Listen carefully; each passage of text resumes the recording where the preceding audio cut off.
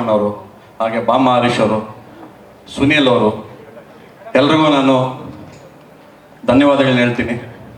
ಏನು ಸಿನಿಮಾ 2.5 ವರ್ಷ ಆಯಿತು ಸ್ಟಾರ್ಟ್ ಆಗಿ.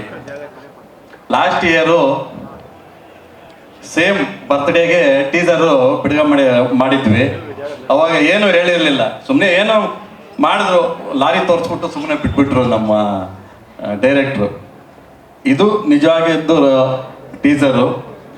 ಮತ್ತೆ ಈ ಸಿನಿಮಾದಲ್ಲಿ ನನಗೆ ಮೊನ್ನೆ ಎಲ್ಲ ಡಬ್ಬಿಂಗ್ ಮಾಡ್ತಾ ಇದ್ರೆ ಅಲ್ಲಿ ಕೂತ್ಕೊಂಡು ನೋಡ್ತಾ ಇದ್ದೆ. ಒಂದೊಂದು ಡೈಲಾಗ್ಸು ಮತ್ತೆ ಎಮೋಷನ್ ಸೀನ್ಸ್ ನೋಡಿದಾಗ ನನಗೆ ಎಲ್ಲೋ ಇದು 100% ಚೆನ್ನಾಗಿ ಆಗುತ್ತೆ ಅಂತ ಹೇಳ್ಬಿಟ್ಟು ಒಂದು ಧೈರ್ಯ ಬಂದಿದೆ. ಹಾಗೂ ನಮ್ಮ ಧ್ರುವ ಸರ್ಜು ಒಂದು ಟೀಸರ್ ನೋಡಿದೆ, ಅದು ಯಾವುದೋ ಲೆವೆಲಲ್ಲಿದೆ. ಇಡೀ ಕನ್ನಡ ಇಂಡಸ್ಟ್ರಿಯಲ್ಲಿ ಈಗ ಏನು ಬಂದಿದೆಯೋ ಸಿನಿಮಾ ಅದನ್ನೆಲ್ಲ ಮೀರಿ ಹೋಗುತ್ತೆ ಸರ್. ಒಳ್ಳೇದಾಗಲಿ. ನಿಮ್ಮ ಜೊತೆ ನಾವಿರ್ತೀವಿ, ನಮ್ಮ ಜೊತೆ ನೀವಿರಬೇಕು.